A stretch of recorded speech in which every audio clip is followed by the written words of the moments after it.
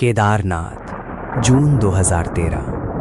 पहाड़ टूट रहे थे, नदियां आसमान छू रही थीं। लाखों टन पानी, पत्थर और मिट्टी सब कुछ बहा ले गई।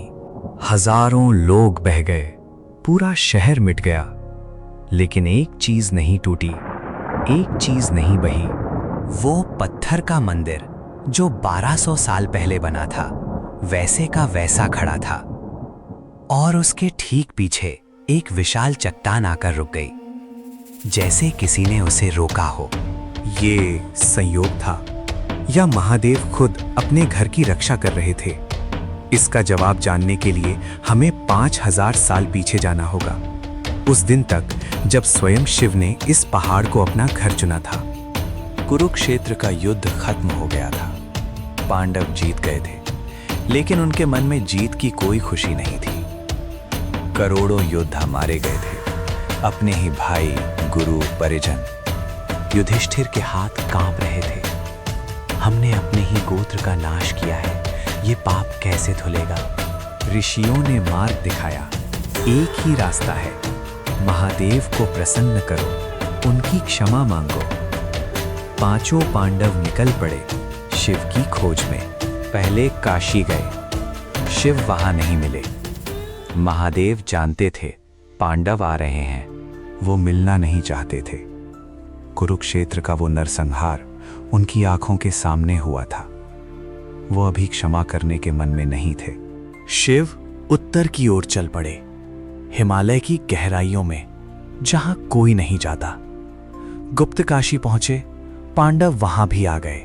तो शिव और आगे बढ़ गए, केदार के उस ऊंचे बुग्याल की ओर, जहां सिर्फ बर्फ, हवा और मौन था। और वहां उस विस्तृत मैदान में एक विशाल महिष चल रहा था। एक काला भैंसा, असाधारण रूप से बड़ा, लेकिन उसकी आंखों में ब्रह्मांड समाया था। भीम ने देखा और भीम ने पहचान लिया, ये शिव हैं। भीम दौड़ा उस महिष को पकड़ने के लिए। महिष जमीन में समाने लगा, धरती खुलने लगी। भीम ने एक हाथ से उसका कुबड़ थाम लिया और भीम की पकड़ वो टूटती नहीं। महिष का पूरा शरीर धरती में चला गया, लेकिन कुबड़ बाहर रह गया, भीम के हाथों में। पांचों पांडव वहीं गिर पड़े। हे महादेव, हम आपकी शरण में हैं, हमें क्षमा करें। तब शिव प्रकट हुए। उनकी आंखों में अब क्रोध नहीं था, भक्ति ने उन्हें पिघला दिया था। तुमने मुझे ढूंढा, हार नहीं मानी। तुम्हारे पाप धुल गए और ये स्थान, ये केदार सदा के लिए मेरा घर होगा। लेकिन यहाँ एक बात है जो बहुत कम लोग जानते हैं। जब वो महिष धरती में समाया, उसकी भुजाएं तुंगनाथ में प्रकट हुईं, मुख रुद्रनाथ में, नाभि मध्य महेश्वर में, जटाएं कल्पेश्वर में। 5 स्थान, एक ही शिव, यही है पंचकेदार। और केदारनाथ में जो आज पूजा होती है, वो शिवलिंग नहीं है, वो स्वयं महादेव का अंश है, उनका कुबड़। अब वापस आते हैं 2013 पर। जब वो तबाही आई, तब वैज्ञानिकों ने कहा चट्टान संयोग से आई, लेकिन वो चट्टान रुकी ठीक मंदिर के पीछे, 1 इंच आगे नहीं। 1200 साल पहले आदि शंकराचार्य ने इस मंदिर का जीर्णोद्धार किया था।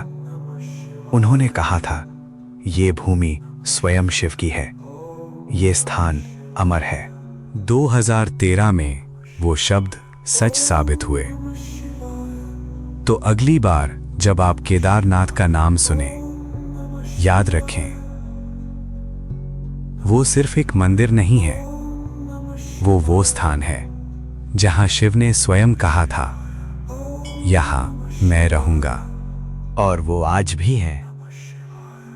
अगर ये कहानी आपको अच्छी लगी तो इसे अपने परिवार और दोस्तों के साथ जरूर शेयर करें। ऐसी और पौराणिक कहानियों के लिए हमारे चैनल को सब्सक्राइब करें और बेल आइकन जरूर दबाएं ताकि कोई कहानी छूटे नहीं। जय श्री कृष्ण।